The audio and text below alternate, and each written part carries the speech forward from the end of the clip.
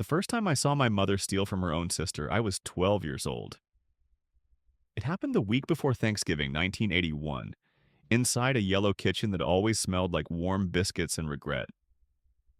Aunt Janine was in the front yard, raking leaves into perfect piles while my mother borrowed $200 from her purse in the pantry. She didn't even flinch, just opened it, counted the bills with her thumb, and slid them into her coat like she was entitled to them. "She owes me," Mom said when she caught me staring. I didn't understand then, not fully, but that was the first lesson in a long series. In our family, debt wasn't financial, it was emotional. Old slights, real or imagined, carried more interest than any credit card ever could. And my mother, Patricia Lorraine Cole, kept score like it was her religion. I'm telling you this because sometimes stories don't begin where you think they do. My story, the one that unraveled and reassembled my life, didn't begin with betrayal or inheritance or the moment I finally stood up for myself. It began in that kitchen, with my mother's hand in her sister's purse, and me learning how guilt looks when it's worn like armor. We grew up in Reidsville, North Carolina. Small town, a couple stoplights, a Walmart, and enough gossip to fuel 3 churches.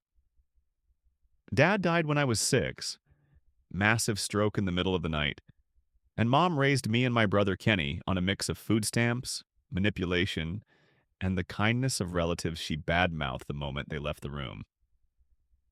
Kenny figured it out faster than I did. He left at 19, joined the Navy, and never came back. Me? I stayed. Got a job at the Piggly Wiggly bagging groceries. Later, I managed to scrape my way through community college and started teaching middle school history.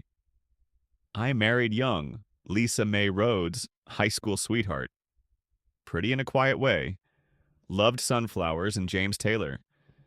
We had one son, Cal, short for Calvin, who inherited her gentle nature and my father's eyes. I thought that would be enough. That a house with a mortgage and a boy who smiled in his sleep could erase all the rot that came before. It didn't. Not really. The unraveling started slow. First, a few small lies. Then, a little silence that stretched too long between dinner and bedtime. Lisa grew restless. She wanted to move, start over somewhere with better schools and more options. But I was tethered to that town, to my job, to my mother who'd grown frail and theatrical in her loneliness. I said we couldn't afford it, which was true. She said I just didn't want to try, which might have been truer. She left 6 months later, took Cal with her to Raleigh, said we'd work something out with visitation. We never really did. Cal was 8. I saw him every other month at first, then once a season, then only at Christmas if I was lucky. Lisa remarried, a real estate broker who called himself a provider. She never said it, but I knew what she meant. You weren't enough. For a long time, I accepted that. I lived small, taught civics to 13-year-olds who didn't care, mowed my mother's lawn, ate microwave dinners in a recliner that leaned to the left. My life was quiet, routine, forgettable, which was fine, really. Until last year, when my mother died and left behind more than I knew she ever had, and more damage than I realized could still be done. She passed in her sleep, alone in the small house she'd inherited from her father. Stroke, like my dad. I found her the next morning, still wearing her slippers. TV remote on the floor. I didn't cry, not really. Just sat beside her and stared at the patterns the ceiling fan made on the wall. There were no last words, no great confessions. Just a silence that felt like an unfinished sentence. The funeral was modest. Aunt Janine came in from Wilmington with her new husband and 3 grandkids. Kenny sent flowers from wherever he was. Guam, I think. Lisa didn't show. I didn't expect her to. A week later, I was going through the safe my mother kept under her bed. The same one she'd always claimed had nothing worth stealing. Inside, I found a will I hadn't known existed. Typed, notarized, and updated exactly 6 months before she died. The house was mine. That wasn't a surprise. What was a surprise was the envelope taped to the back of the will. Inside, three cashier's checks totaling $150,000, all made out to Kenny, post dated 5 years earlier but never sent. The note attached was in her handwriting. He never came back for me, so he gets nothing. If he asks, tell him he was never mentioned. That was the moment the old lessons came flooding back. Debt, interest, emotional bookkeeping. But here's where it gets complicated. Kenny had come back. I just hadn't known. I found the letters a week later, hidden in a box of old tax records. Dozens of them, postmarked from all over the Pacific. Long, heartfelt, desperate. "I'm sorry, Ma. I was young. I didn't know what I was doing. I want to make things right. Please let me come home. I'll pay you back every penny you ever gave me. I just want to see you again." None of them had been opened. The next morning, I looked at myself in the mirror. Gray hair, soft around the middle, eyes like my father's, and I said aloud, "You can't let this stand." That was the moment I decided to find my brother, to tell him the truth, and to finally, for once in my life, do the right thing. If this beginning hit a nerve, or made you think about the ghosts in your own family, leave a comment. I found Kenny in Oregon. Took me 4 weeks, 2 private investigator phone calls, and a favor from an old Navy buddy of his I tracked down on Facebook. He was living in a rented house on the outskirts of Grants Pass, working part-time as a maintenance supervisor at a retirement complex. Married to a woman named Roslyn, no kids, 2 rescue dogs. The man who answered the door was gray at the temples, lean like he'd done hard physical work most of his life, and he looked at me like he was seeing a ghost. "Danny?" he said, blinking hard. "Jesus, it's really you." I hadn't heard my name said like that in 20 years. Not since we'd both left our mother's house for good, one of us by car, the other by time. "You got a minute?" I asked. "Or a couple thousand?" He opened the door without saying another word. The house was modest, clean, smelled like lemon cleaner and dog biscuits. Roslyn was out working a shift at the clinic, he told me, and he made us coffee like we were strangers, pretending not to be brothers.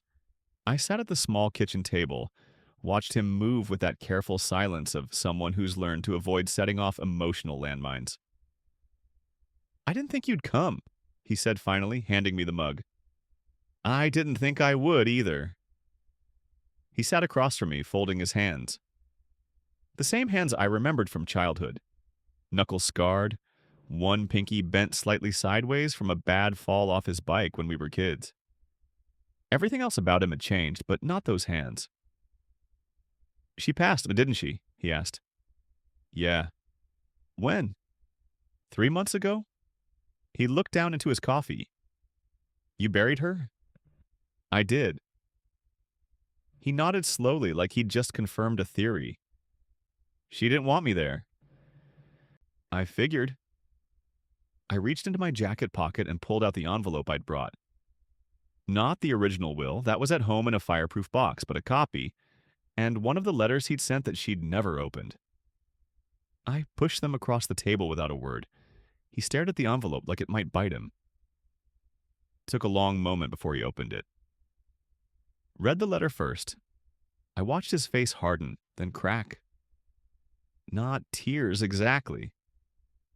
Kenny had always been the kind of man who kept his grief inside, like it was something private he had to earn the right to feel. But I could see the hurt bloom behind his eyes. "She never opened them," he said finally. "Not one?" "Not one." He set the letter down, picked up the will, skimmed it, paused on the line that left him out entirely. Said nothing for a long time. Then softly, "You remember that Christmas I came back?" I did. 1996. He'd come back from Okinawa with gifts wrapped in Japanese newspaper, a new haircut, and something in his eyes I couldn't name at the time. He stayed 2 days. Mom wouldn't speak to him. "She told me I was dead to her," he said. "Said she didn't raise quitters. Then she made me sleep on the porch." You didn't tell me that. I didn't want you to hate her. I didn't say what I was thinking, that I didn't hate her then, but maybe I did now. Or something close to it. That I'd spent years defending her when maybe all she'd ever done was hollow us out and call it motherhood. I came back 4 more times after that, he said. You were always gone. College or work or whatever. She never let me in. One time I left flowers on the porch. Next day, she mailed me a receipt for the funeral bouquet with a note that said, "Don't waste your money. I'm not dead yet." His voice didn't crack. Mine would have. But Kenny had always carried his pain like a soldier, tight to the chest, stitched into silence. I told him about the cashier's checks, the $150,000 that she had earmarked for him and then decided he didn't deserve. She kept them? He asked. Locked in her safe. Jesus. We sat in silence for a while. The dogs, both pit mixes, came and curled at his feet. He reached down, scratched behind one of their ears. That was when I realized he had built something here. A quiet, modest life. Not rich, not showy, but real, grounded. I don't want the money, he said. I didn't offer it. Good. He looked up at me. You came all the way out here just to tell me she hated me until the day she died? No, I said, shaking my head. I came to tell you I don't. And I'm sorry I didn't try harder to find you before now. He studied me a long moment, then nodded. Well, that's a start. That night I stayed in their guest room. Rosalind came home around 7, and I liked her immediately. She made a simple pasta, asked questions without prying, and smiled at Kenny in a way I hadn't seen someone do since our father was alive. We sat on the porch after dinner, wrapped in old blankets, drinking cider. The stars in Oregon feel closer than in Carolina, like you could reach up and pocket one if you had the guts. You ever wonder, Kenny asked, how we ended up so different? Coming from the same woman. All the time. I used to think I got the best of her, and you got the worst. I shook my head. Nah, I think we both got the same thing. We just reacted to it different. He nodded, quiet again. I'm not staying in Reedsville, I told him. Not anymore. You moving? Yeah, thinking about Asheville, or maybe farther. I want something quieter, smaller, honest. He looked at me like he understood. You're not trying to make this right, are you? What do you mean? With Mom, the past, it's not fixable. You can't repair something that never really existed. I let that sit. Then I said, I'm not trying to fix anything, Kenny. I'm just trying not to lie about it anymore.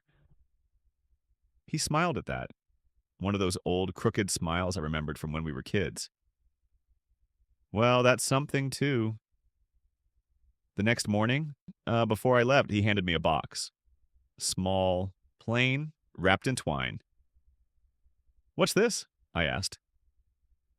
Something I kept. Inside were photographs, dozens of them, us as kids, our dad in his overalls holding a fish, me on my bike, Kenny in his Little League uniform. Proof that we came from somewhere, even if that place had rotted under its own weight. I kept these, he said, because I wanted to remember that it wasn't always bad, just mostly. We hugged for the first time in decades. It felt like coming home to a version of myself I'd long forgotten. When I got back to Reedsville, I put the house up for sale, packed what I needed, and walked out of my mother's shadow for good. You don't really know a house until you try to empty it. For 2 weeks after I got back from Oregon, I lived inside my mother's house like a ghost with a box cutter, sorting, pitching, boxing up 37 years of evidence that she existed. Photographs in warped frames, half-used notebooks filled with grocery lists and crossed-out names. Her bedroom smelled faintly of rosewater and old contempt. The attic was the worst. Heat like a furnace and dust so thick I could taste it. But that's where the secrets were, and I knew it. Mom was never careless. She didn't keep anything important in the obvious places. If you wanted the real story, you had to look in the corners she thought you'd never check. On the second afternoon up there, behind a stack of empty Christmas tins and a broken space heater, I found the metal box. It wasn't locked, just taped shut with duct tape so old it peeled away like dry skin. Inside, a bundle of letters, a faded passport, and a slim manila folder labeled E.S. Cole. Final notes. I opened the letters first. They weren't addressed to her. They were written by her, to me, to Kenny, to someone named Edward Cole, our father. But he'd been dead since 1975, except not all the letters were old. The most recent one was dated 6 months before she died. Dear Eddie, it read, I dreamed last night that you came home, walked in through the back door like you'd never left. You looked older, softer, but still handsome. You smiled at me like you forgave me. Forgave? I read the rest of it twice. Then again, slower. It wasn't grief, it was guilt. Letter after letter confessed to things in the way only someone who's never truly repented can confess. Half apologies wrapped in justifications, shrouded in bitterness. She wrote that she'd lied about our father's death. That he hadn't died in bed next to her after a stroke like we were told. She'd thrown him out. Said he was weak. Said he'd lost his job at the mill and drank too much, and cried once in front of Kenny when he thought no one was looking. Said he wasn't a real man anymore. That's the phrase she used again and again in the letters. Not a real man. She called the divorce a mercy. Then she said something that made my blood run cold. I told the boys he died because I needed them to love me. They never would have stayed if they knew he just walked away. I stood in the attic, sweating through my shirt, staring at that line until it stopped making sense. Then I stared longer until it did again. She lied. Not just once, for decades. She let us grow up thinking our father was dead. She let us mourn him, miss him, idolize him. Kenny used to talk about Dad like a saint. I wrote a college admissions essay about the quiet dignity of a father I never got to know. I cried on the bathroom floor after my first marriage ended, thinking Dad would have known what to do. She took that from us, stole the truth, and replaced it with something easier for her to live with. I opened the folder marked Final Notes with shaking hands. It was her handwriting again, neat and deliberate. Dates, names, bank account balances, a list of things she wanted cremated with her. At the bottom, a single sentence, underlined twice. Do not tell the boys he's alive. That's when I started shaking, not because I didn't believe it, because I did. There was a return address on one of the envelopes, Charlotte, North Carolina, a P.O. box, dated 1998. I Googled the box number. The post office was still there. Then I Googled Edward S. Cole, and just like that he appeared. An obituary, but not from 1975, from last year. He'd died in a nursing home in Charlotte. Heart failure, no next of kin listed. Age 76. The dates lined up. The photo, grayer, puffier around the eyes, but him, our father. He'd been alive until 3 months before our mother died. 3 months. My knees gave out and I sat hard on the attic floor, dust billowing around me like smoke. They'd both been alive at the same time, in the same state, and not once did she tell us. I drove to Charlotte the next day. Didn't pack a bag, didn't tell anyone where I was going. Just filled the tank, threw the letters in the passenger seat, and went. The nursing home was called Pine Brook Haven. Tidy brick building with a white awning and a garden out front. I walked in like I had a right to be there. Maybe I did. The receptionist was kind. Her name tag said Maria. I asked about Edward Cole. She hesitated when I said I was his son. He passed last March, she said gently. I know. I'm not here to... I just need to know if he left anything. A box, papers, anything. She looked at her screen.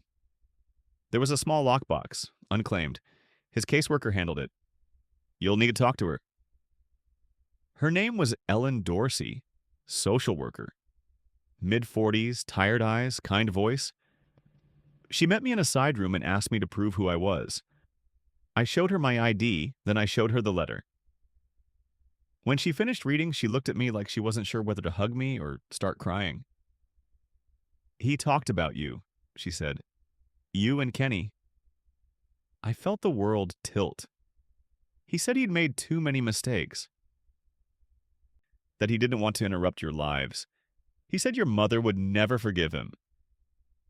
"She didn't," I said, too quickly. "I didn't think so." She brought out a small plastic box. Inside, a wallet, a cheap wristwatch, a frayed photograph of two boys in a backyard pool. Me and Kenny, summer of '78. And a note. "To my sons, if this ever finds you, just know. I never stopped loving you. I just didn't think I was allowed to anymore." Dad. I didn't cry there either. I waited until I was back in the car, hands on the wheel, forehead pressed to the dashboard. Then I let myself break. My mother had lied to keep her pride. My father had disappeared to preserve his shame. And somewhere between them, Kenny and I had built our entire lives on ghosts. Back in Reedsville, I burned the letters. Not out of anger, but because I didn't want that poison in my new house, wherever that ended up being. I called Kenny the next morning. "Dad's dead," I told him. And then slowly I told him everything else. He didn't speak for a long time. When he finally did, his voice was dry. "Well," he said, "that explains a lot." 3 weeks after I told Kenny the truth about Dad, he showed up on my porch with a duffel bag and a look in his eyes I hadn't seen since we were kids, and he'd knocked out a bully for tripping me in the lunch line. Quiet fury. A kind of grief that doesn't know where to go, so it sits just behind the eyes and waits. "I need to see the house," he said, "before you sell it." I nodded and stepped aside. He walked in like a man returning to the scene of a crime, which I guess, in a way, he was. He didn't speak for a while. Just wandered from room to room, eyes scanning the walls, the floors, the air. He stopped in the kitchen, stared at the faded wallpaper, the one with the little blue flowers that had peeled back at the corners since we were kids. "She was making biscuits the morning I left," he said. I don't know why I remember that. "She always made biscuits when she wanted to guilt us," I said. He gave a humorless laugh. "Damn, that's true." We ended up in the backyard. The grass was high. The chain-link fence still sagged in the middle like it always had. The old tire swing Dad had hung from the pecan tree was long gone, but the branch was still there. Empty. "She told me he died in his sleep," Kenny said, staring up at it. "Said she held his hand and cried all night." "She told me he said my name right before he passed," I added. We both looked at each other. She really built the myth, didn't she? "She needed to be the hero of her story," I said. "And the victim, all at once." Kenny sat down on the rusted bench near the back fence, picked up a stick and started peeling the bark, bit by bit. "You think he really loved us?" he asked, not looking at me. "I think he didn't know how to come back from the way she exiled him." "That's not an answer." "I don't have one." He nodded like he expected that. Then he reached into his duffel and pulled out a 6-pack of cheap beer. Handed me one. "To Dad," he said, raising it slightly. I opened mine, tapped the neck against his. "To the man we didn't know." We drank in silence, then Kenny asked, "Did she know he was dead?" "She must have. He died 3 months before her, the same week she updated her will. Probably the thing that pushed her to finally get her affairs in order." "Think she felt anything?" "I think maybe she started to, but it didn't know where to land." He nodded again. "She used to say I was just like him," he said, "that I had his weakness. She told me I had his gullibility, which is code for kindness." Yeah, she never liked kindness, thought it was a liability. We finished our beers and threw the empties in the old recycling bin that hadn't been picked up in months. I'm sorry she lied to you, I said. I should have seen it sooner. Should have done more. You did what you could, Kenny said. You were a kid. We both were. He stood up, brushed off his jeans. So what now? I'm moving. Asheville, maybe. Thinking about teaching again, or maybe something quieter. Less bureaucratic. And the money she left? I hesitated. I'm splitting it. The house proceeds. Everything. Half for you.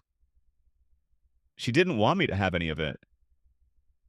Yeah, well, she doesn't get the last word. Kenny looked at me like he was weighing that. Like maybe he was hearing a new story being written over the old one.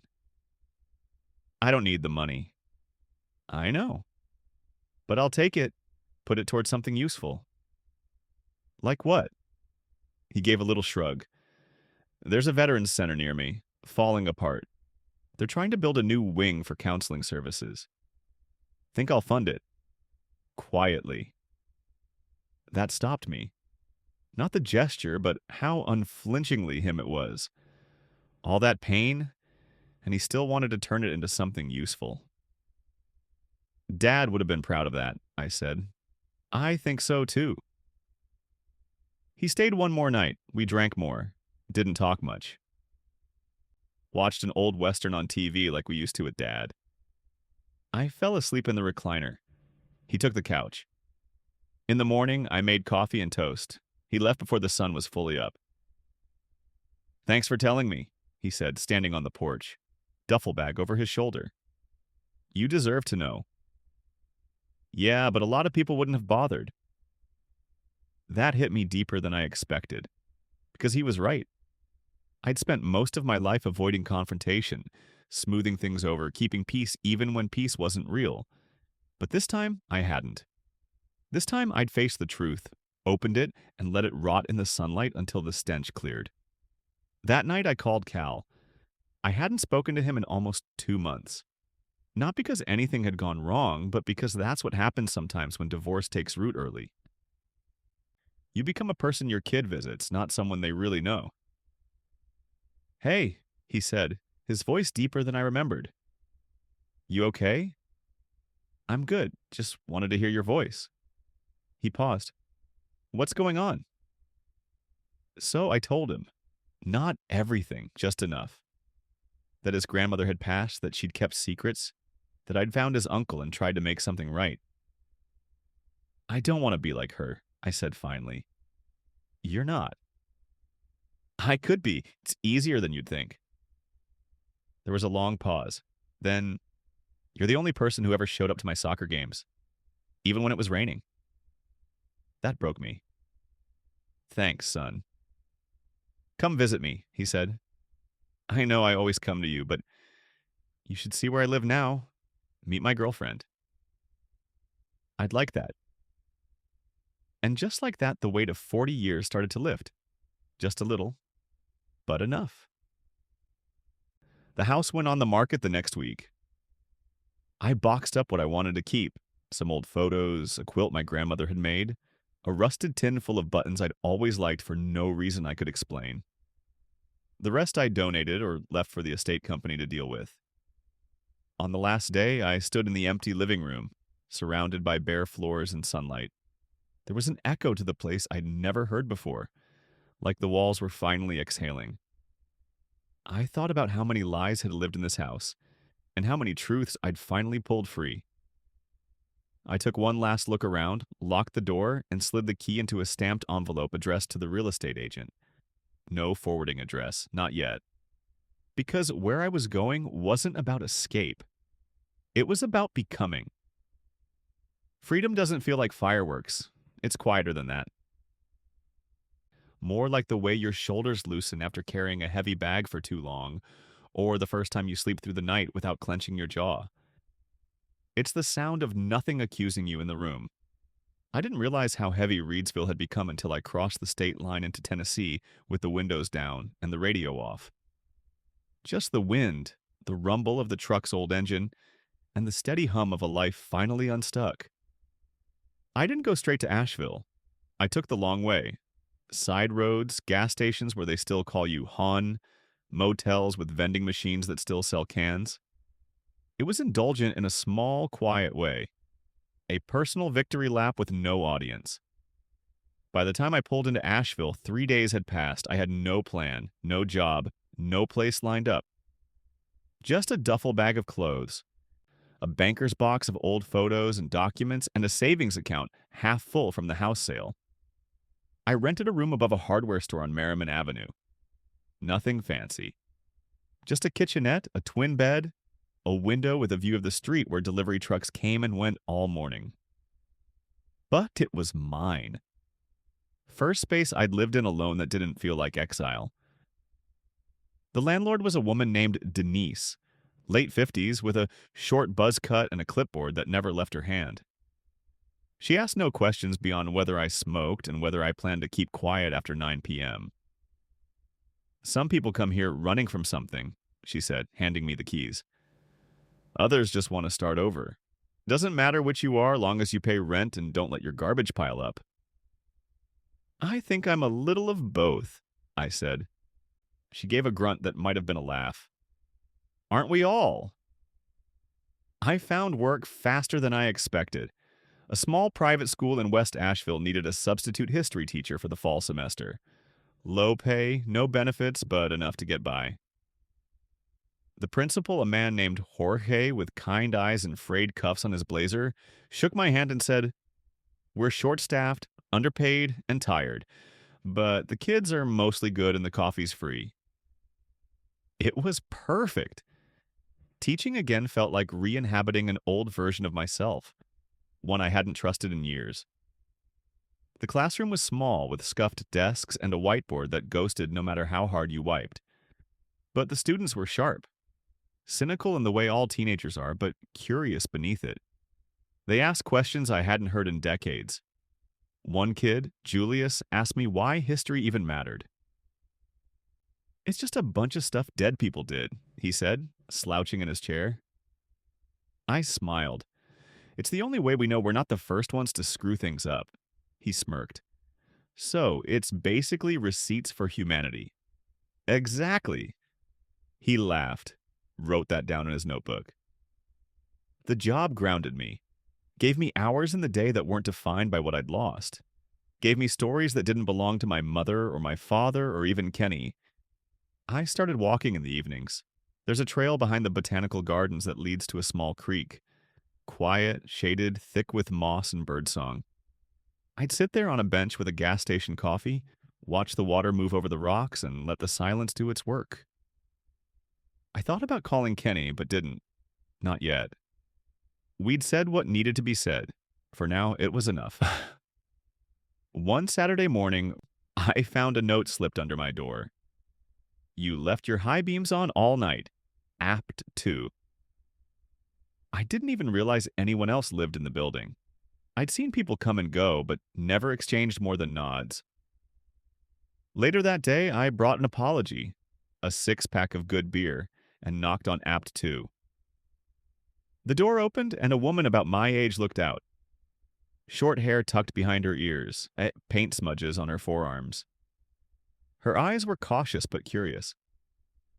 "You must be high beam guy," she said. "That's me," I said, holding up the beer. "Peace offering?" She took it, nodded.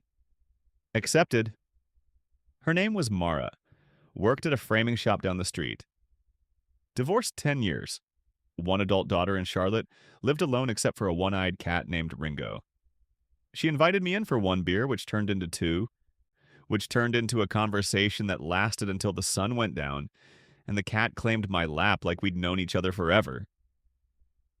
"I almost moved away last year," she said. "Thought about it for months." "Why didn't you?" "Realized the thing I was running from wasn't on a map." I nodded. That one landed. We didn't exchange numbers that night, but the next morning she was waiting on the stoop with coffee.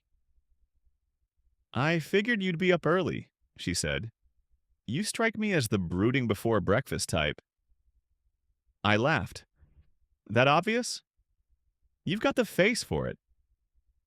We drank coffee on the steps, watched a neighbor's kid ride a tricycle down the sidewalk in crooked circles. I didn't want anything from Mara. That's what felt new. I wasn't hungry, not in that way. Just glad to be seen by someone who didn't know the whole bloody saga. Who didn't look at me and see failure or disappointment or the sum of my mistakes. She didn't ask about Reedsville. I didn't offer. Maybe one day. But for now, it was enough. That night, I got a text from Cal. Can we talk tomorrow? I want to tell you something. I stared at it a long time. Typed, of course, anytime. Then deleted it. Typed again. Always. Sent. It was a small word, but it was everything I hadn't said before. Everything I was learning to mean. Freedom didn't feel like escape anymore. It felt like availability. Like being someone worth showing up for. Like becoming the kind of man my son could trust, even if it took a lifetime to get there. The phone rang just past noon. I'd spent the morning lesson planning, half listening to the low hum of jazz on the radio while typing up a worksheet on the Bill of Rights. I'd barely hit print when the call came through. Cal, it read. Capital letters. Still the same number Lisa had given him when he turned 13 and got his first phone. The same one I used to text on his birthdays before he started replying with single-word answers. Hey, bud, I said, trying to keep it easy. Hey, Dad. He sounded nervous and older than I remembered. Maybe that was just the distance talking, or time, or both. You said you wanted to talk. Yeah, he said. I've been thinking about it for a while, just didn't know how to bring it up. Take your time, I said. I'm here. He exhaled hard. I want to transfer schools. I've been thinking about applying to UNC Asheville. I leaned back in the chair. The sunlight through the window cut across the floor in long gold slats. UNC Asheville, I repeated. That's a bit closer. Yeah. I waited, let the silence stretch just enough. I want to move in with you, he said finally. If that's okay. My mouth went dry. I sat there, still as stone. I'd imagined that sentence 100 different ways since the day Lisa drove off with him, in the back seat, waving through the window like it was just a weekend trip. You sure? I asked quietly. I am. She's not bad. But we don't talk. Not really. Everything's about her new husband and his business. I feel like a guest in my own house. I get that, I said. I really do. I want to be around someone who listens. I turned and looked at the mirror near the entryway. My reflection looked stunned, unprepared, hopeful in a way that scared me. Cal, if you move here, it's not going to be glamorous. I've got a tiny place and a one-eyed neighbor cat that sneaks in sometimes. I work too much, and I fall asleep during most movies. He laughed. Sounds kind of perfect, actually. And there it was. Not forgiveness exactly, but a kind of reaching across the gap that time and bitterness had carved. We spent the next hour talking logistics, credits, dorm policies, lease agreements. I jotted notes on a napkin like I was planning a heist. After the call, I just sat there, holding the phone in both hands like it might disappear. When I finally stood, I walked down the hall to Apt 2. Knocked. Mara opened the door wearing a paint-stained t-shirt and earbuds hanging around her neck. I have news, I said. Good news or need a beer first news? Depends how you feel about house guests.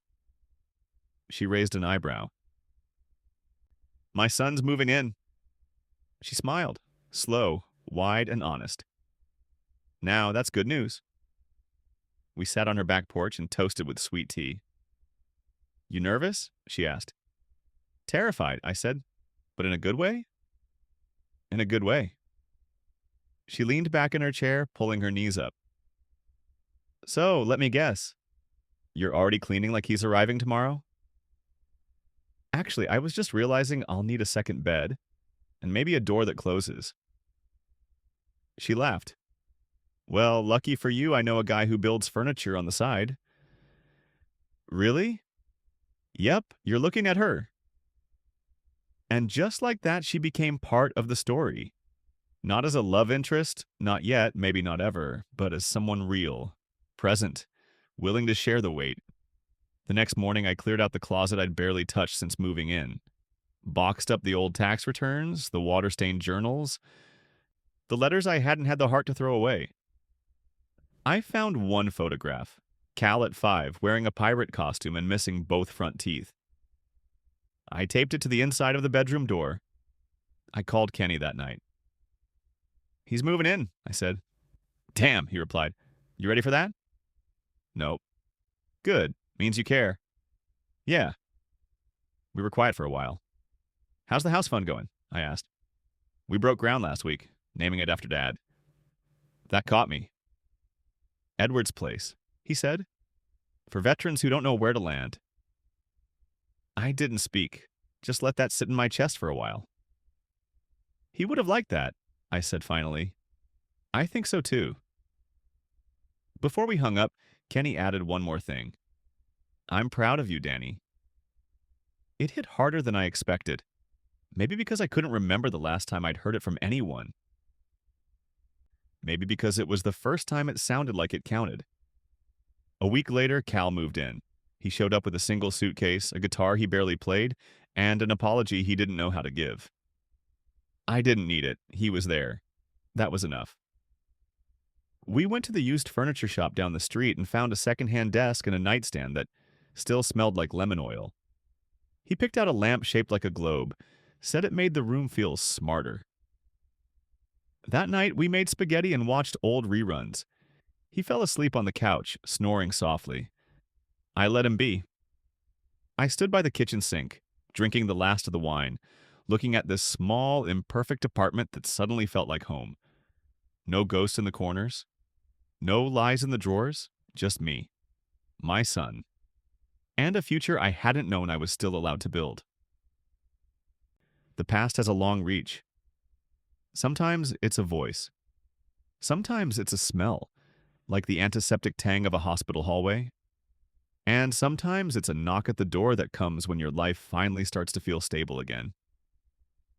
It was a Thursday, October, wind sharp in the bones the way it always is just before a real cold arrives.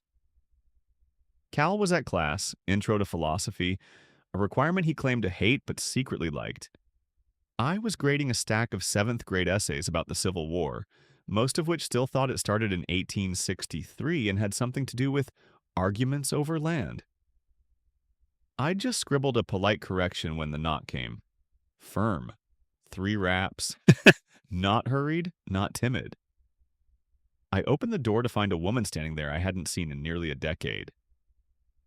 Lisa, I said, blinking once. Mama, like maybe I could erase her by not believing she was real. Hi, Danny. Same voice, same posture, upright and slightly defensive, like she'd walked her whole life bracing for someone else's opinion.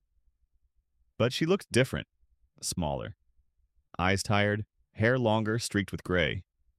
Dressed like someone who didn't want to be noticed, which made me notice her more. Can I come in? She asked. I didn't move. Not for a long second. Then I stepped aside. The apartment was clean, modest. Cal's guitar leaned in the corner. A mug sat by the sink. The smell of coffee lingered, faint but warm. This is nice, she said. He told me it was small, but I like it. He's at class. I know, I didn't come for him. I raised an eyebrow. Then why? She sat on the edge of the armchair like she wasn't sure the place would hold her. You told him the truth, she said. About your mother. About your dad. Yes. And about me? I didn't offer, but if he asked, I didn't lie. Her hands tightened in her lap. She wasn't wearing her wedding ring. You know I was angry then, she said. Back when I left, but it wasn't about you being a bad father. You were just tired. All the time. Like you didn't believe in anything anymore. I didn't, I said. But you didn't wait. You didn't ask. You just decided. She nodded. I was wrong. I waited. That was new. She pulled a folded letter from her purse. Plain envelope. My name written on it in her handwriting. I wrote this a year after we divorced, she said. Never sent it. Found it last week while packing. Packing? Daniel left me, she paused, 3 months ago. I stared at her. No glee, no satisfaction. Just the heavy sense of how familiar this dance was. The way people only came back when the fire they'd lit burned too far. I don't want anything, she added quickly. I'm not here for pity or closure. I wanted to apologize, in person. I took the letter, but didn't open it.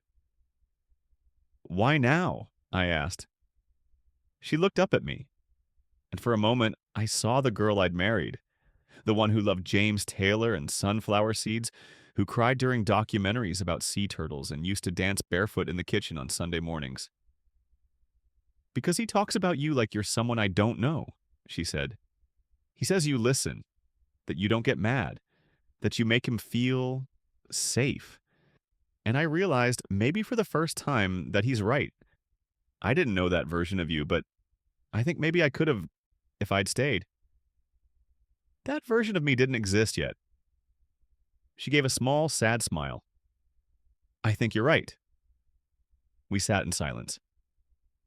I won't stay long, she said. She hesitated. I wanted you to know I'm proud of the man he's becoming. And I think you have a lot to do with that. That cracked something inside me. Not because I needed her approval, but because for years, I'd quietly believed I'd failed as a father. That no amount of effort could undo the time I'd lost. Hearing her say it, acknowledge it, was like someone opened a window in a room I hadn't realized was sealed shut. She stood. I'll leave you with that. I walked her to the door. She paused before stepping out. Do you still hate me? It wasn't accusatory, just naked. I shook my head. No, I don't think I ever really did. I just hated what you represented. All the things I didn't do, all the versions of myself I thought were gone for good. She didn't reply, just nodded and walked down the steps. I closed the door, set the letter on the counter, and stared at it. But I didn't open it. Not then. Instead, I picked up the guitar in the corner and plucked at a few strings. I didn't know how to play, but I liked the feel of it. The weight. The possibility. An hour later, Cal walked in. You'll never guess who came by, I said. He stared at me. Mom? Yep. What did she want? To say sorry. To me. To you. To herself, maybe. He sat at the table, dropping his backpack to the floor. She ever say sorry when you were married? Once, I said. But she took it back a few minutes later. Cal smirked. She say anything about me? She said she's proud of the man you're becoming. He nodded once. Serious. Then looked at me. You okay? Yeah, I said. Actually, yeah. That night, I did open the letter. Her words were what you'd expect. Regretful, careful, walking the tightrope between ownership and explanation. But near the end, she wrote something that stuck with me. You were always softer than me, and I mistook that for weakness. I see now that it's strength I never learned. I hope you teach it to our son. And I would, because being soft had saved me.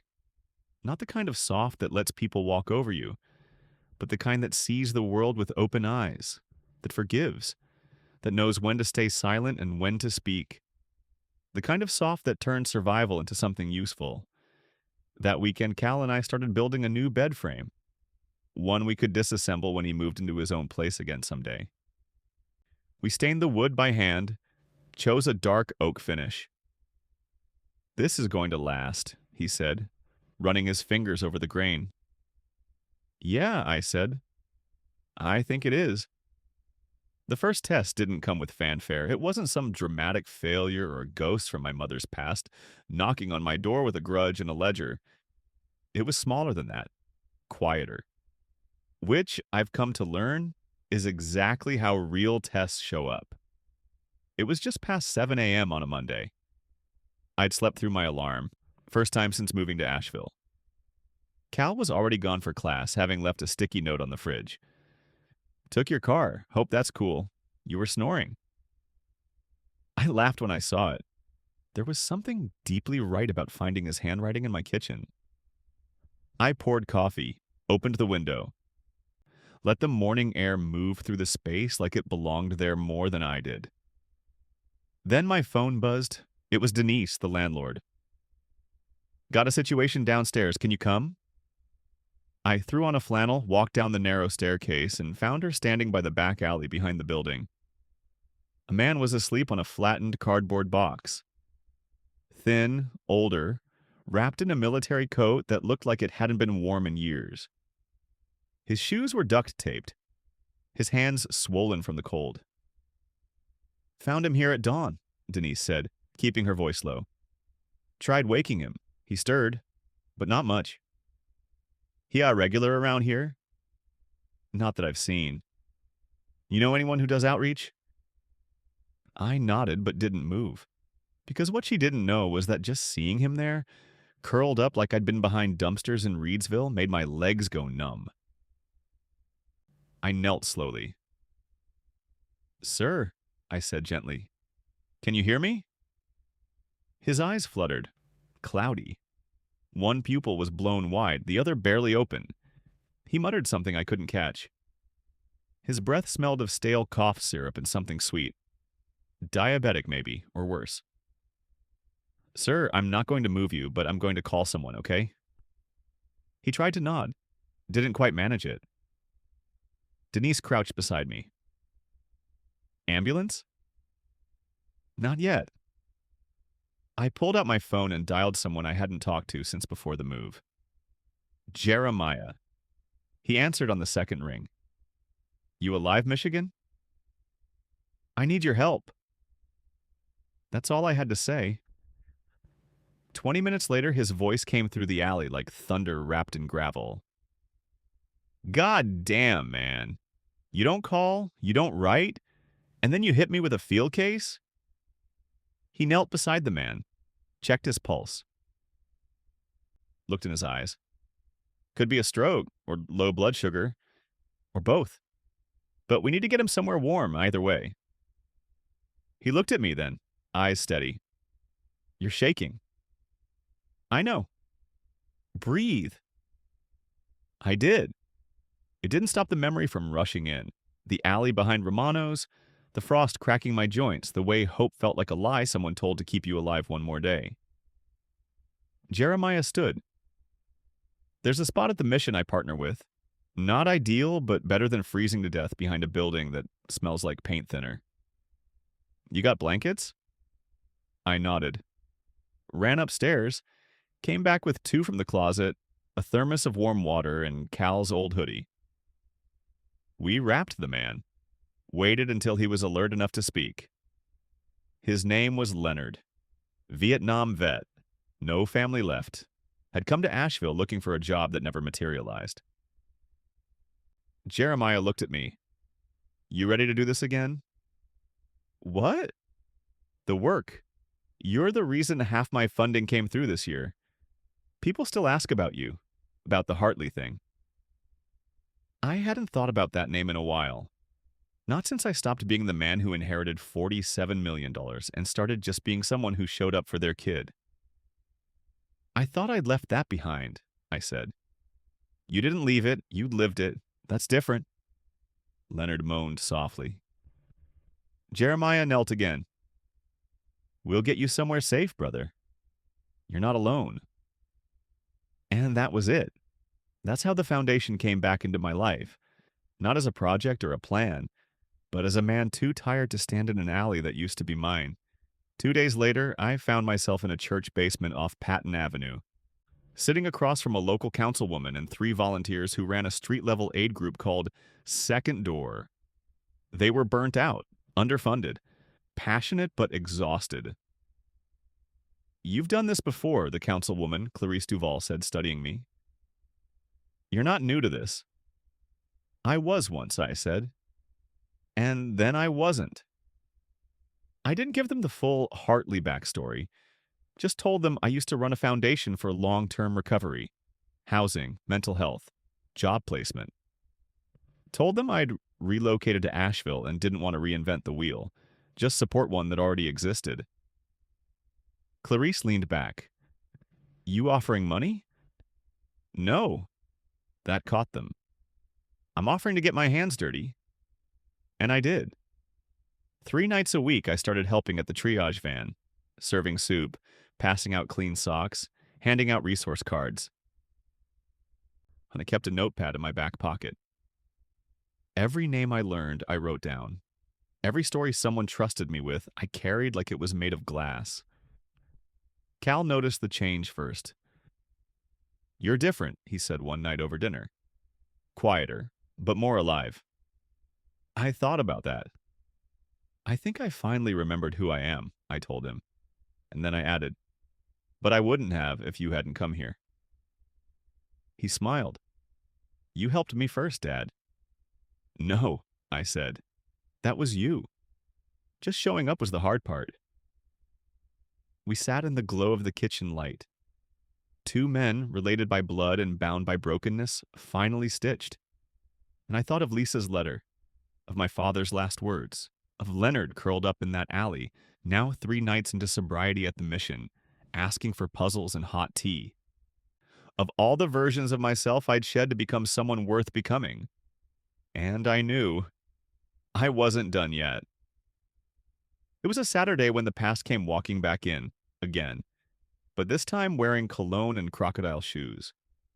I just finished helping unload winter coats from the back of a volunteer's van when a voice cut through the noise of the parking lot, like a blade dipped in bourbon and arrogance.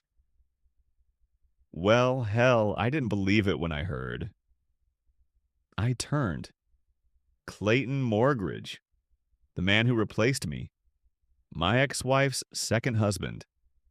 A man who once told me to my face, "You know, Danny, some men weren't meant to carry weight. You're more of a footnote than a headline." He was leaner than I remembered, with less hair and a new desperation behind his expensive sunglasses. His shirt was too tight across the shoulders, like he'd been working out to fight the inevitability of middle age. The tan was still perfect, but it didn't hide the tension in his jaw. "Clayton," I said, not bothering to hide the cold in my voice. He smiled like he thought we were equals. "I heard you were down here doing community work. Had to see it with my own eyes." "What do you want?" "Just saying hello." He looked around the church lot at the bins of coats, the folding tables with soup containers, the volunteers bundled in hoodies. "Didn't think you'd still be playing charity case. Thought you'd be managing some trust fund by now." That's when I realized he didn't know about the Hartley inheritance, about what really happened after I disappeared. "Trust fund's long gone," I said flatly. "Turns out real work doesn't end when the money does." He gave a little chuckle, but his eyes were scanning, taking inventory. That old predator instinct of his, always looking for an angle. "You seen Lisa lately?" he asked casually. "Last time was when she apologized for marrying you." That landed. He flinched just slightly. "She's staying with her sister, didn't mention that part?" "No," I said, "but it's not my business anymore." He stepped closer. "Look, Danny, I didn't come here to fight. I came to talk. You and we've both made mistakes. Hell, maybe we're both trying to fix them now."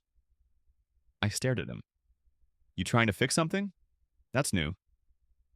He exhaled. "I need help." There it was. The real reason. I waited. I invested in a series of development properties back in Raleigh. Real estate's a bloodbath right now. A lot of folks backed out. I took some bridge loans to cover costs. It got messy. How messy? Couple million, banks circling, and some private equity firm is threatening a lawsuit. I almost laughed. I didn't, but I wanted to. You think I have money? I asked. I think you have access, he said. You were always connected to the Hartley side. You were the quiet one, the one nobody saw coming. I took a step forward, lowered my voice. You threw gasoline on my marriage, Clayton. You told my kid I was a failure. You watched me lose everything and called it evolution. He swallowed hard. That was a long time ago. No, Clayton, it wasn't. Because the damage you caused doesn't get to expire just because you need a favor. He looked like he wanted to argue, but he didn't. And that told me just how far he'd fallen. I'm not asking for a handout, he said. Just a bridge, a contact. Something to keep me afloat. I built my life back without money, I said. You'll have to find your own version of that. He looked at me like he didn't understand the words, like I was speaking a language no one had taught him. And maybe I was. The language of humility, of enough, of starting from zero without rage or entitlement. Good luck, Clayton, I said, turning away. He called after me. She still talks about you, you know. I paused. She said if she'd waited a little longer, you might have become the man she always wanted. I turned back. Tell her I said thanks, I replied, but I like the man I became without her. He stood there for a moment, chewing on that. Then he walked away, and for the first time in years I felt taller than him. Not because I'd won, but because I hadn't needed to. Later that night, I told Cal. We were sitting at the tiny kitchen table eating reheated chili and watching the cat try to bat a string off the back of a chair. Clayton found me today. Cal looked up, surprised. Where? Out behind the church. Tried to guilt me into saving him from his own bad investments. Did you? No. He nodded slowly. Good. He said your mom still talks about me. Cal was quiet for a long beat. She does, he said eventually. When she's had a glass of wine, she wonders if she gave up too early. I didn't know what to say to that, so I didn't say anything at all. He looked at me. Are you okay? Yeah, I said. I think I finally am. And that night, when I turned off the lights and lay in bed, I thought about how full circle that moment was. How once that man had taken my wife, my house, my dignity, and now, all these years later, he came back with his hat in his hand. But the real victory wasn't his fall. It was my refusal to gloat, because there's power in walking away, in refusing to throw the punch you used to dream about, in letting someone else's fire burn out without needing to watch. I'd inherited money once. Now I was inheriting something rarer. Peace. The letter arrived on a Tuesday. Thin envelope, no return address. Just my name in block letters, printed with a typewriter or some kind of outdated machine that gave the text a faint, uneven ink bleed. I almost threw it out. Junk mail, I figured. The kind that pretends to be official. But something stopped me. Maybe it was the shape. Maybe it was the weight. Or maybe I just knew. Deep down, the past wasn't done with me yet. I opened it slowly. Inside was a single page folded twice. The letterhead at the top was faint but legible. James R. Collins, state social worker, retired, Charlotte Veterans Assistance Program. Typed beneath in a font that looked like it hadn't been updated since the Nixon era. Mr. Thompson, my apologies for the intrusion. I am writing to you not as a stranger, but as someone who knew your father in the last year of his life. Edward Cole was one of my clients through the Veterans Aid Initiative. He gave me your name and your brother's, along with strict instructions not to contact you unless certain conditions were met. Those conditions have now been met. Your father passed away, as you know. But before his death, he left behind a journal that he kept during his time at the nursing facility, entries he hoped you'd one day read. He asked that I deliver them if I believed you were ready. I've enclosed a copy of the final three entries. The originals are archived for legal and personal reasons, but I believe these pages will be meaningful to you. Your father spoke of you often. He never stopped loving you. With respect, James R. Collins. There was a second page. Thicker. Handwritten. My heart jumped a beat when I saw the familiar script. Wide loops, strong downstrokes, letters that leaned forward like they were trying to catch up to something lost. It was him. My father. Entry. Feb 11, 2021. Dreamt of Daniel again last night. He was in that old Halloween pirate costume.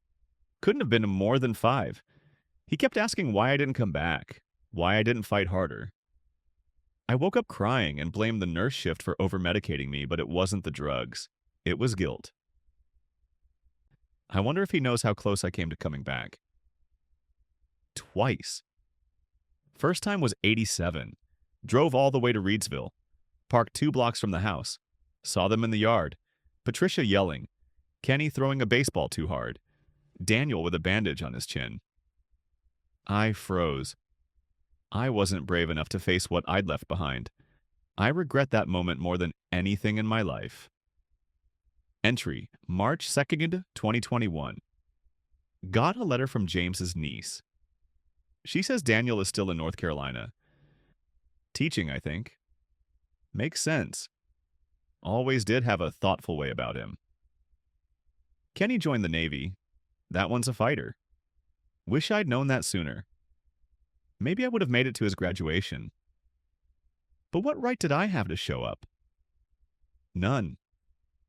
Still, I think about what Patricia told them. What version of me she crafted after I left. I bet she made herself the widow. The grieving saint. God help them if they believed her. I'm not a saint, but I'm not a ghost either. At least I wasn't then. Final entry, March 11th, 2021. I can feel the end coming. They say your body knows, mine does. Knees feel like gravel. Breathing gets tight in the afternoons. Still, I want to leave this behind, not for closure, but for record. Daniel, Kenny, I was broken. Not just from the war. From the weight of being told I wasn't enough. Your mother, she had her ways. She could cut a man down without raising her voice. When I lost my job at the mill, I went home that night hoping for comfort. Instead, she handed me a suitcase. Told me I had 48 hours to find my spine or find a couch to die on. I chose the couch, but I thought about you both every day. When I saw a boy on a bike. When I heard a teacher speak kindly in the park. When I saw a soldier salute. I don't need forgiveness. That's not why I wrote this. I just want you to know, I didn't leave because I didn't love you. I left because I didn't believe I deserved you. Dad, I stared at the letter for a long time. Then I set it down, walked outside, and sat on the steps with my face in my hands. Because it wasn't anger I felt, it was recognition. That sentence, I didn't leave because I didn't love you. I left because I didn't believe I deserved you. That could have been mine not so long ago. During those months when I slept in alleys and ate from trash bins, when I avoided calling Cal because I couldn't stand the sound of my own voice. When I believed the only noble thing left was to disappear. I hadn't known how much of him lived in me, and how much I'd been fighting that without even realizing. That night, I called Kenny, read him the letter over the phone. He didn't speak at first, just listened, breathing tight in the receiver. Bastard, he said finally. Goddamn coward. Yeah, I said, but honest too. Kenny didn't reply right away. You believe him? He asked. I think I have to. We sat in silence, 2 grown men trying to rearrange the bones of their childhood. He should have come back, Kenny said. I don't care how scared he was. I know. But he didn't. No, he didn't. And somehow holding those truths together, that he failed, that he loved us, that he chose exile over redemption, felt like the most adult thing I'd ever done. Later that week, I wrote a letter of my own to Mr. Collins, thanked him, asked if there was anything left, photos, stories, objects. He wrote back saying there was a small box of items, personal effects. He'd send them if I wanted. I replied. I didn't know why. Maybe to finish the picture. Maybe to close the file in my mind I'd been opening and closing for 40 years. Maybe because ghosts only rest when they're named. That Sunday, I sat with Cal at the creek near the botanical garden, the same bench where I'd first realized I was still allowed to be somebody. I handed him the letter. He read it quietly, slowly, then looked up. He sounds like you, he said. I sound like him, I corrected. Cal nodded. Did you forgive him? I thought about that. I think I just finally saw him, I said. And that was enough. Because forgiveness isn't always about letting someone off the hook. Sometimes it's just about stepping off the hook yourself. The Bible was in the bottom of a box I hadn't unpacked since Reedsville. It was an afterthought, wedged between old tax folders and a brittle manila envelope full of yellowed Polaroids. Leather-bound, gold-leafed edges worn from years of being open to the same dog-eared pages. It had belonged to my mother, or so I thought. I only pulled it out because I needed something sturdy to press a loose photo flat. A picture of Dad holding Kenny on his shoulders, both of them grinning into the sun like the world hadn't fallen apart yet. But as I slid the photo between two pages to flatten it, I noticed something strange. The inside cover didn't have my mother's name. It had Morrison E. Thompson written in perfect block cursive. Below that, in faded ink, December 25th, 1954. To my son, Edward. My breath caught. I'd never seen this inscription before. I flipped through the pages like a man unearthing a casket.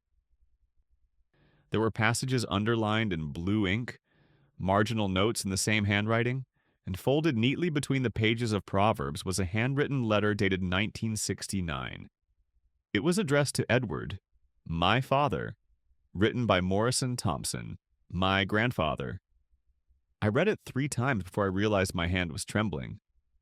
Dear Edward, I don't expect this letter will reach you in the way I hope. If you're reading this, it means you came looking, or someone came looking for you. Either way, I want this to be said plainly.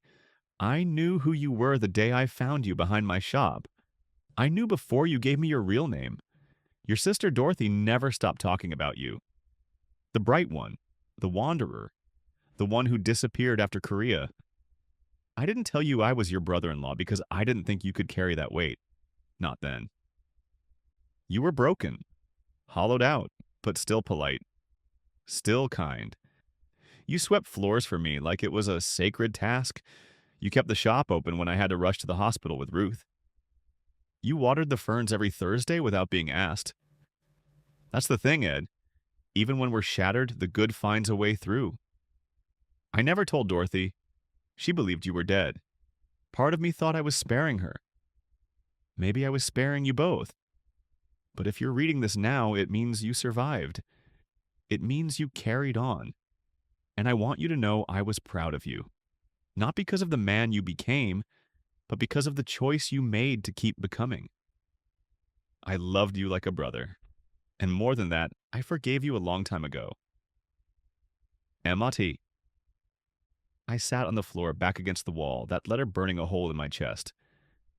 My grandfather had known.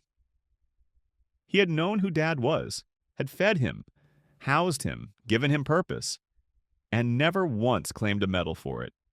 And my father, in his final years, had paid that kindness forward by choosing me, by asking Mr. Collins to send the journal, by leaving his notes, his guilt, his truth in my hands. I had spent so long believing the worst of them both. Now all I could see was the quiet mercy they'd shown each other. And me. That night, I called Kenny. I found a letter, I said, in Grandpa's old Bible. I read it to him. There was a long silence on the other end. He knew, Kenny said finally. He knew the whole time. Jesus. I don't think he told Mom. She would have destroyed him. Yeah. Kenny sighed. So our grandfather saved our father, and our father saved us. Something like that. And here we are. Still standing. I guess that makes us the fourth link. I think we need to keep it going, he said. I think that's the only thing that makes any of this mean something. I nodded, even though he couldn't see me. Yeah. Later that week, I brought the letter and the Bible to the foundation, showed them to Clarice and the other volunteers at Second Door. We sat in a circle in the church's old library, shelves sagging, air heavy with mildew and stories. This, I said, holding up the letter, is why we do what we do. Not the Bible, not the bloodline, the act, the choice one man made to feed another without asking his name. The kindness passed down, link by link, until someone like me could offer it to someone like Leonard or Jeremiah or Cal. Clarice nodded, her eyes misted. You should frame it, she said. No, I said. I think it should stay in the Bible. That Saturday, I took Cal with me to the mountains. We hiked for 3 hours to a spot my grandfather once loved, a clearing just above the river, quiet except for the water and the wind. I dug a small hole and buried a copy of the letter there, wrapped in wax paper and tucked in a small tin box. Why here? Cal asked. Because they all carried the weight, I said. And this is where I leave some of it behind. He didn't say anything, just stood beside me, hands in his jacket pockets, looking out at the trees. I want to keep doing the work, I told him. The foundation, the outreach, all of it. You okay with that? Dad, he said, smiling, you were doing the work before you had the money, and you're still doing it now that it's mostly gone. That's how I know it's real. We stood there for a while. No words, no need. Just two men connected by what was lost and what could still be found. The truth of my grandfather didn't absolve the lies, it just showed me how many truths had existed alongside them. Hidden, steady, waiting to be seen. It was a rainy Tuesday when she showed up. Mid-afternoon. No appointment, no warning. I was in the middle of printing flyers for a winter clothing drive when Denise buzzed the intercom. There's a woman here asking for you, she said. Says her name is Julia Sanderson. I froze. That name hadn't crossed my ears in more than 30 years. Julia was my mother's best friend once, back in the 80s. They worked together at the old insurance office off Main. Julia was the one who used to sneak us extra cookies when we came in after school. Who once drove Mom to the hospital when she had that fainting spell, who sat with us through a birthday party when Dad didn't show. Then she disappeared. I hadn't seen her since I was 16. Send her back, I said. She looked older, of course. Heavy coat, umbrella dripping in her left hand, a red scarf looped once around her neck like she hadn't quite committed to the weather. But it was her. Eyes as sharp as ever. Mouth set in that permanent half smile that always looked like she knew something you didn't. You've aged well, Daniel, she said, stepping into the back office like she owned the room. Your mother used to say you'd grow into your face. I think you have. I didn't know what to say to that. She sat without being asked. I heard Patricia passed. Almost a year ago. She nodded. I should have come sooner. But I wasn't sure if I was welcome. You haven't been around since 1989. I know. She looked at the walls, the corkboard covered in flyers and handwritten notes from shelter partners. Took in the stacked bins of donated gloves and scarves. The worn couch in the corner. You run this place? Help run it. We do what we can.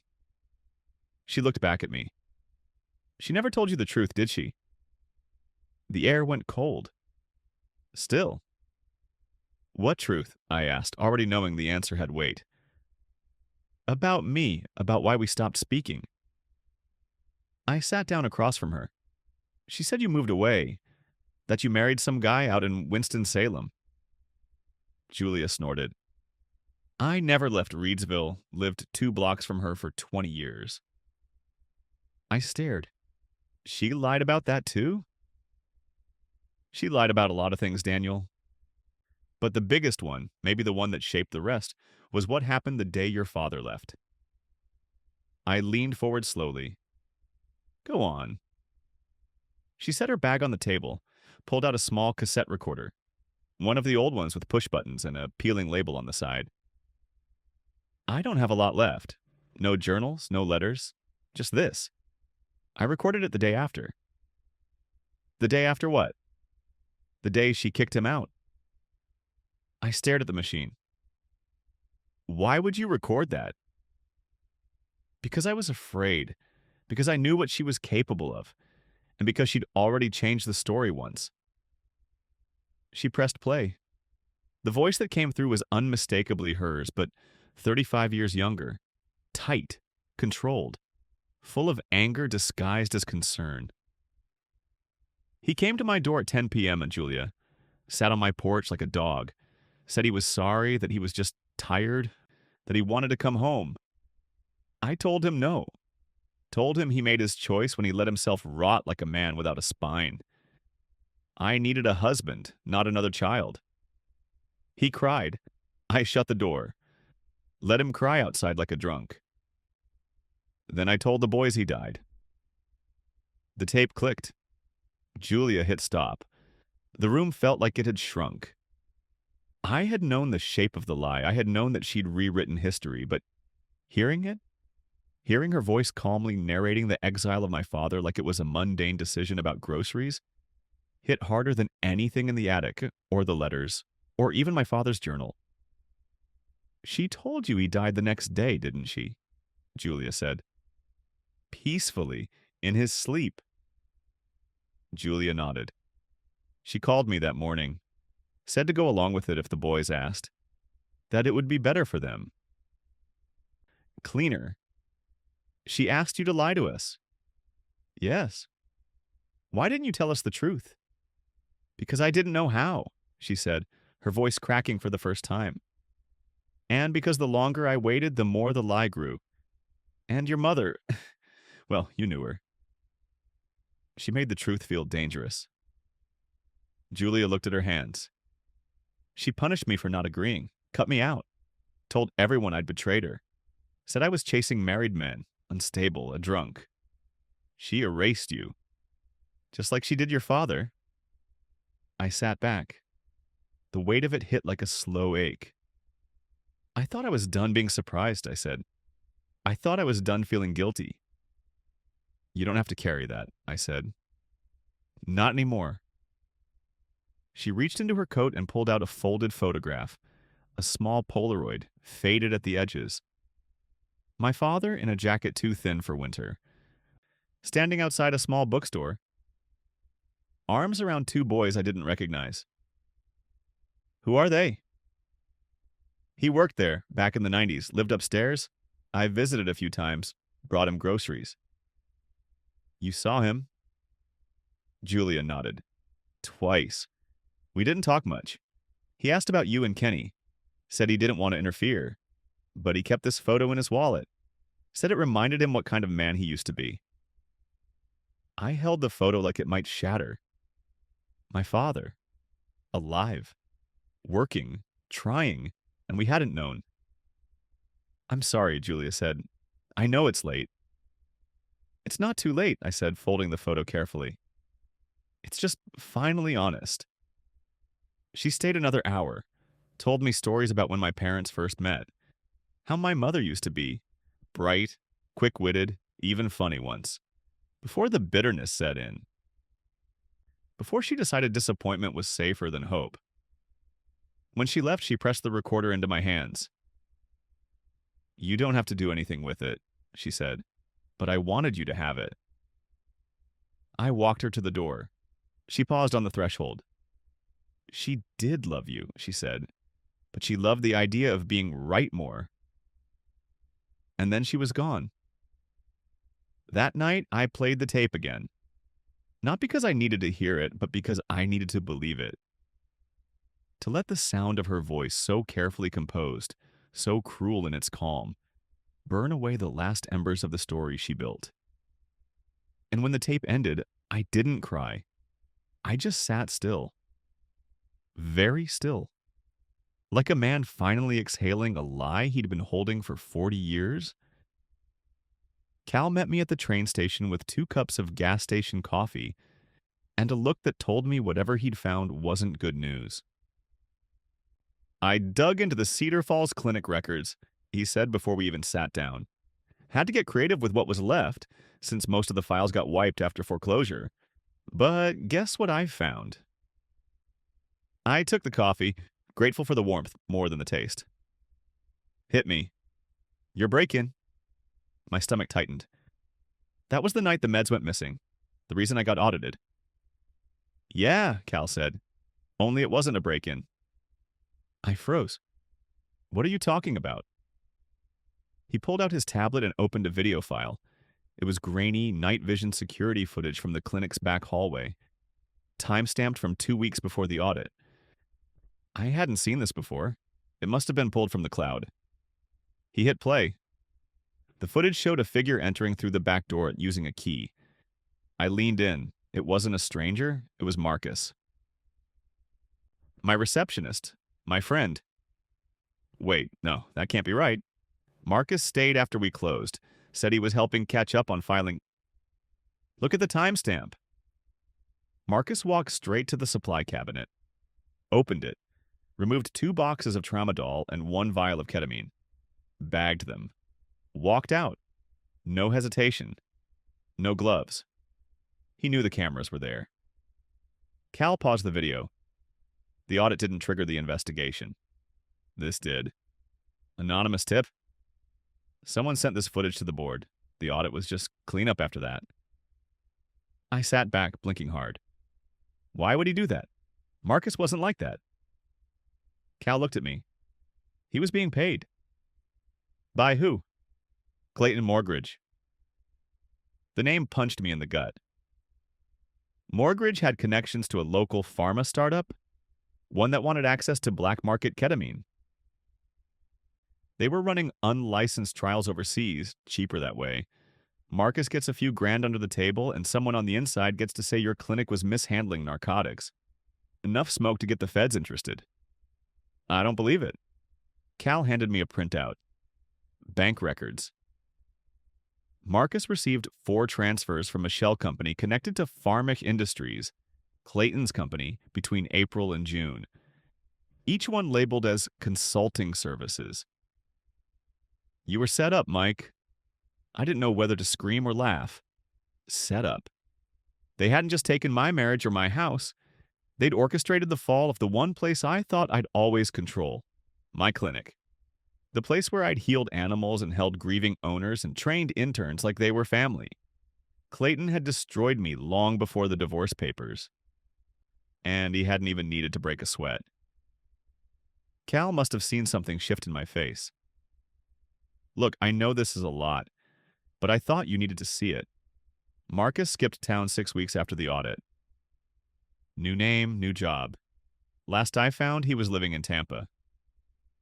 I stared at the tablet still playing the frozen frame of Marcus walking out with my future in a duffel bag. He smiled at me the next day, I said. Brought me coffee, told me he thought I was doing God's work.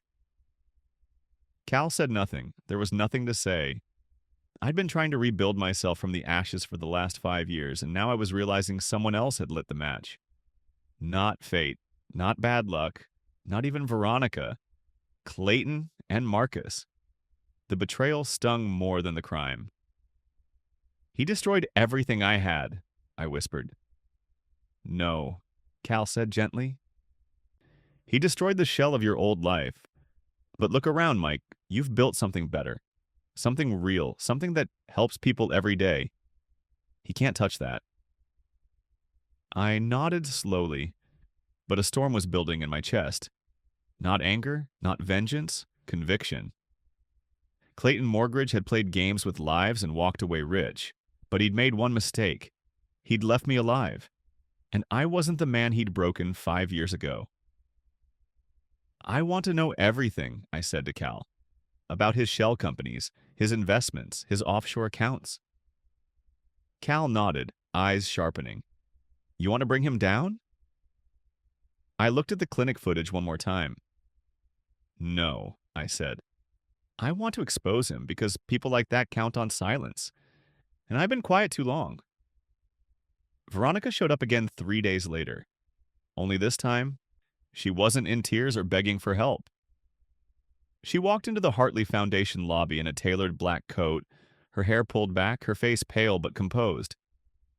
She looked thinner, older, like someone who'd had a long conversation with the truth.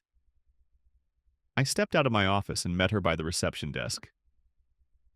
Mike, she said. Her voice didn't carry that old smugness, but it wasn't broken either. I thought we were done, I said. I know, she said. But I have something. You're going to want to see it. She pulled out an envelope and handed it to me. Heavy paper, not sealed. I opened it slowly. Inside were copies of emails, dozens of them, printed from what looked like a company server. Subject lines: Q2 shipment diversion plan, Tramadol, Char turkey trial, Thompson vet clinic, liability forecast post-confiscation. Morgridge wants this closed by July. Get Marcus out of Ohio before the feds trace supply chain. I flipped through them, stunned. Names I recognized, dates that lined up, and at the bottom of each page, Pharmex Industries internal use only. I looked up. Where the hell did you get these? Veronica exhaled and finally sat down. Clayton never changed his laptop password after we broke up.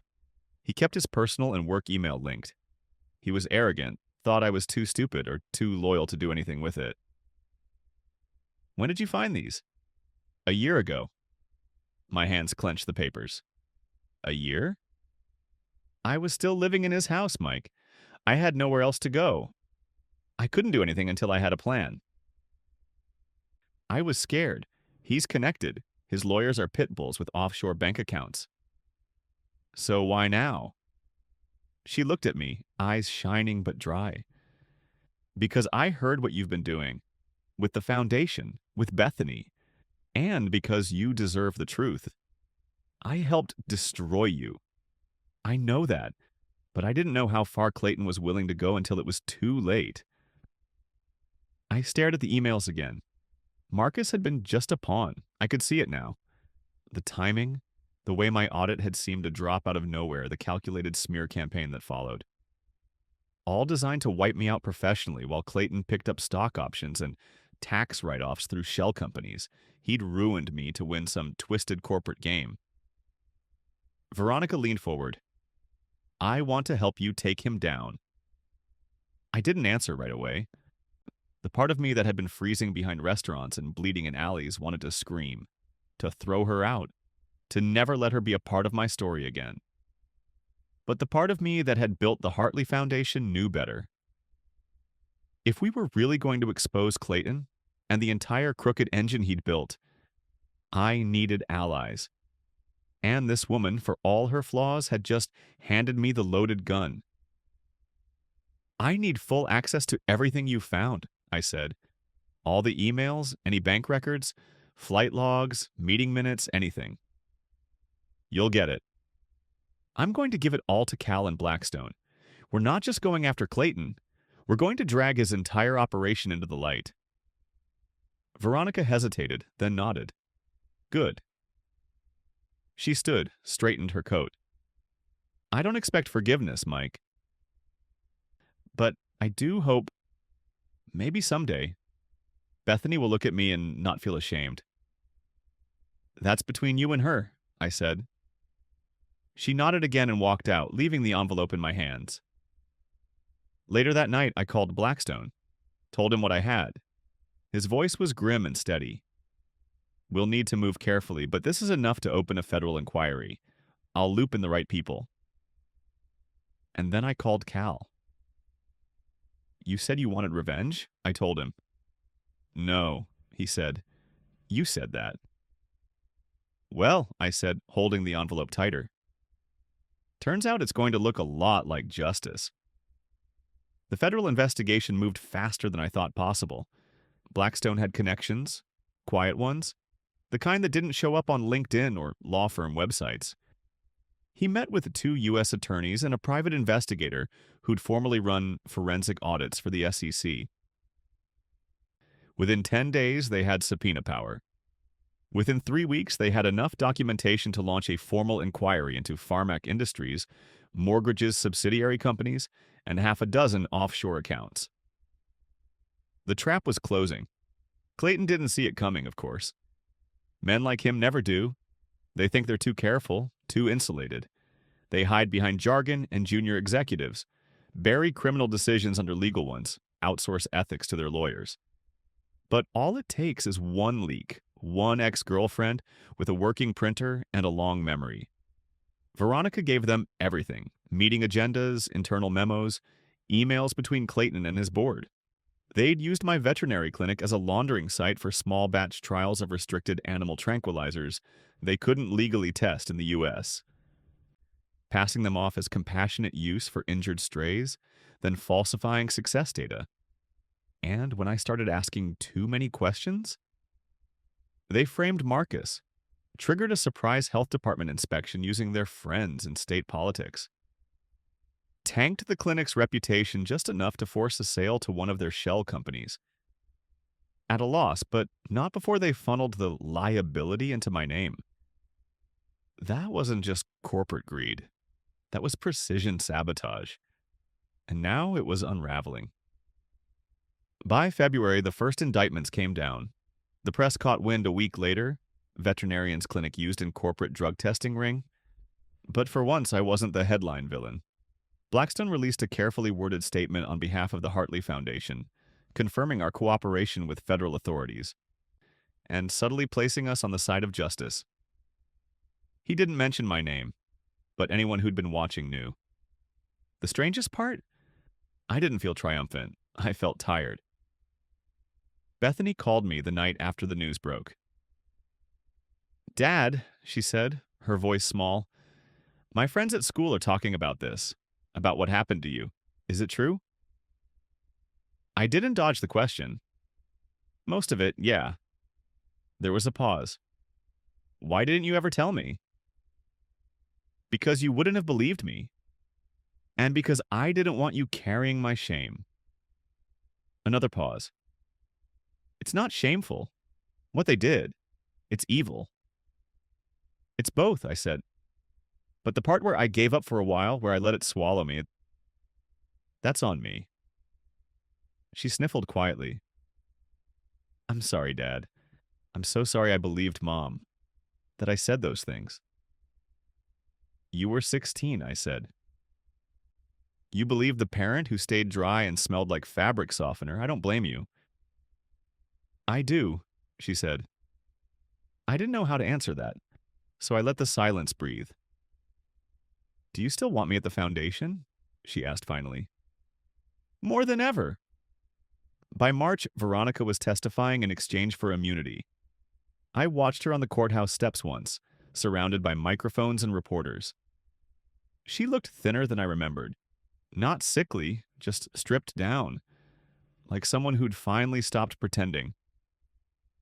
When our eyes met for a half second, I saw something real. It wasn't love, it wasn't even regret. It was gratitude. For not letting her sink entirely, for giving her that one job lead and walking away. The public loved the redemption arc, the disgraced vet who turned a fortune into a salvation machine. Reporters ran feature pieces on the Hartley Foundation. People donated. Local news did a short documentary. Bethany gave a tearful interview about the day she found out her dad had been homeless and how it changed how she saw the world. But what mattered most wasn't any of that. It was what happened on a Monday morning in early April. I was walking into the foundation office when Jeremiah stopped me on the sidewalk. He was wearing the new coat we'd bought him, warm and lined and way too bright for his usual taste. "There's a kid sleeping behind the library downtown," he said. Can't be more than 17. Says he just needs a place to stay, but I think there's more to it. Drugs, maybe. Or running from something. I nodded. Let's go talk to him. Now? Now, I said. Because if I'd learned anything from the streets, from Rudolph, from Morrison, from Veronica, it was this. Help isn't a speech, it's a step. One human, one hand, one more link in the chain. The letter arrived on a Thursday. It was hand-delivered, not mailed, in an envelope so old-fashioned it looked like it belonged in a museum. Heavy parchment, embossed seal. My name written in the kind of penmanship that makes you sit up straighter, like even the ink has discipline. Michael James Thompson. Oh, the Hartley Foundation. New York, NY. It smelled faintly of cedar and something older, like paper that had lived its life in a drawer beside secrets. I thought it might be from a donor. We'd had a few eccentric ones since the story broke. People who sent checks with notes like, in honor of my brother who died homeless in Chicago. Help someone like him. That kind of grief is generous and ferocious. I never take it lightly, but when I broke the seal and unfolded the single sheet inside, I stopped breathing. It was from Uncle Rudolph. Handwritten. Not the posthumous lawyer-scripted kind of note, but a real letter. In his shaky hand, dated just 4 days before he died. Michael, if you're reading this, then you've seen the video, accepted the condition, and, I suspect, already begun the work. But there are things I couldn't say in that recording. Too much formality. Too many eyes. This is just between us.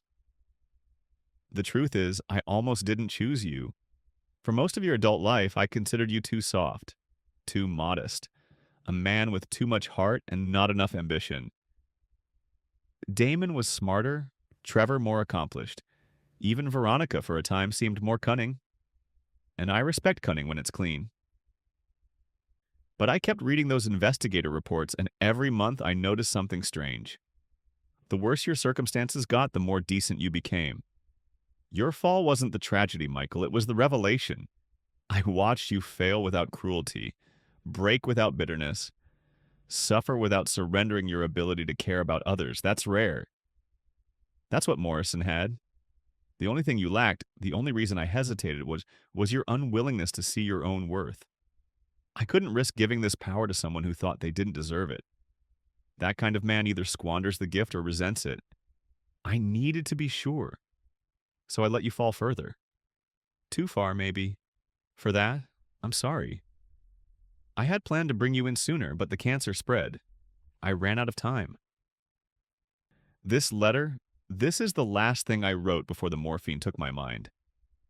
Harold promised me he'd deliver it when you were ready. You are ready now, Michael, not because you have millions, not because you run a foundation, but because you finally see yourself the way your grandfather did. The way I came to, as a man worth saving, and a man capable of saving others. Whatever happens after this, whether the foundation thrives or falters, whether the public praises you or forgets you, but remember this, you mattered when you had nothing. You matter now. And if the time comes when you must choose between protecting your name or protecting someone else's life, I trust you'll choose the right kind of immortality. With quiet pride, Rudolph Hartley. I sat in my office for a long time after that. The world outside went on. Jeremiah's voice echoing from the hallway, Bethany laughing with someone in the kitchen, the foundation buzzing with life. And I sat there holding the past in my hands like it was still warm. It wasn't a confession, it wasn't absolution. It was belief. From a man who'd known the cost of regret. That night, I found the oldest file in the Foundation's system. Agnes, the elderly woman I'd shared my first rescued meal with. I pulled her address, walked 6 blocks to her building, and knocked on her door. She opened it in a pink cardigan with soup stains on the sleeve and smiled like I was a memory she'd missed. "Mr. Thompson," she said, "what brings you here?" "I brought tea," I said, holding up a small bag. "And a story I think you might want to hear." We sat at her little kitchen table. She poured hot water into chipped mugs, and I told her everything. Not just the inheritance, but Morrison, Rudolph, my grandfather, her, the sandwich, the letter.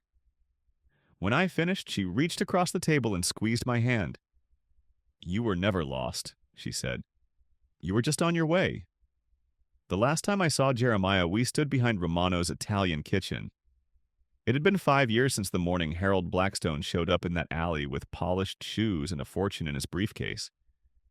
5 years since I'd climbed out of that sleeping bag and into the most unlikely second act of my life. 5 years of work and doubt and slow-burning grace. But this particular morning, I was back where it started. Romano's hadn't changed. The smell of garlic and yeast still drifted from the vents. The dumpster still stood at the edge of the alley like old soldiers. Mr. Romano still double-bagged the good bread and placed it gently where he knew it would be found. And there, sitting on a plastic crate by the back door, was Jeremiah.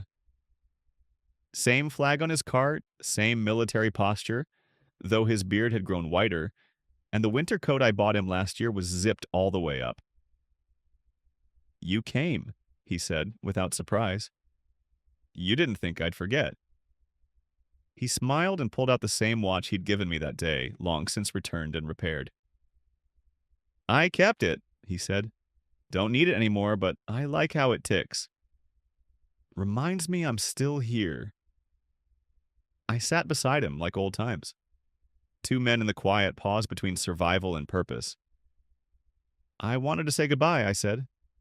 Jeremiah turned to me, eyes sharp. "You dying?"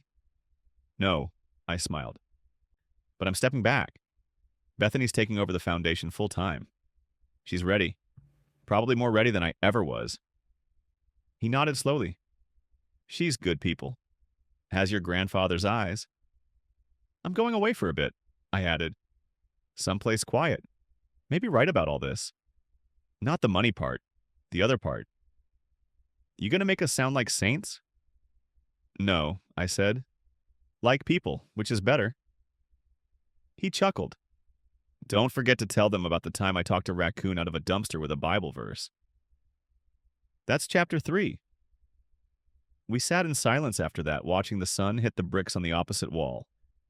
The city stirred. Delivery trucks beeped. Pigeons scuffled for crumbs. "You know," Jeremiah said finally, "I thought about dying back here. More than once." "I know. But then you showed up, all broken and useless looking. Gave me half a sandwich, then asked me if I wanted the crust too. I figured, well, if that idiot can make it, maybe I can too." "High praise," I said, laughing. He patted my knee. "You made good on your promise. You came back for us. You didn't become one of them." I looked at him. "You were never them to me." He nodded, satisfied. "Still, it matters, being seen." A truck pulled into the lot. The back door of Romano's swung open. A young man in an apron set 2 bags gently beside the dumpster, nodded in our direction, and went back inside. "Bread's still warm," Jeremiah said, standing. "You take it," I said. "I had breakfast." We shook hands. His grip was still strong, like a man who'd been holding on longer than most people knew.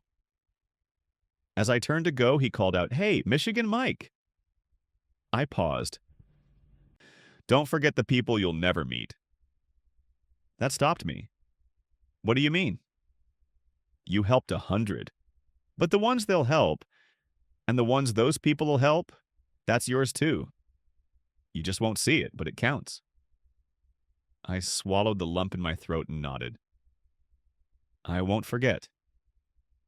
And I didn't. In the years that followed, the Hartley Foundation grew. New branches opened in 12 cities, each named after someone we'd helped. The Agnes Center in Cleveland, the Devante Initiative in St. Louis, the Elijah Home for Women in Detroit. Bethany ran it all with quiet strength. She had her mother's fire, but none of her cruelty. She told me once, "Helping isn't about rescue. It's about walking someone out of a storm they didn't ask for." Veronica rebuilt her life in another city. I heard she became a counselor eventually, working with women leaving abusive relationships. We never spoke again. That was all right. I wrote a book. Didn't expect much from it, but it found its readers. People wrote letters, real ones, not emails. A man in rural Montana who opened a soup kitchen after reading chapter 5. A teenager in Florida who said the story stopped her from dropping out. A former banker in Portland who left his job to become a social worker. One letter said simply, "Now I see them. That's enough." It was more than enough. The inheritance was never the money. It was what the money made possible. Not just in programs or buildings, but in changing the shape of how people saw each other. Because once you've looked someone in the eye as they shiver in a doorway, once you've handed them food without flinching, once you've listened to a story that no one else thought was worth hearing, you are changed. And the world can't go back to what it was before. Rudolph knew that. Morrison lived it. And me. I was just the link in between. Sometimes, late at night, I sit on my porch with the old watch Jeremiah gave me ticking softly beside me, and I think about circles, how they close, how they begin again, how one man, rescued behind a bookshop in the dead of winter, could pass on a kindness that would save generations. How one sandwich shared in an alley could rewrite a life. And how every single person, no matter how far they've fallen, deserves the chance to be seen, to be helped, and to help in return. That's the real fortune, and it's one I'll never stop spending. If this story moved you, thank you for walking the whole path with me. Leave a comment if someone once helped you when you needed it most, and maybe, just maybe, be that person for someone else. That's how the chain continues. That's how we stay human.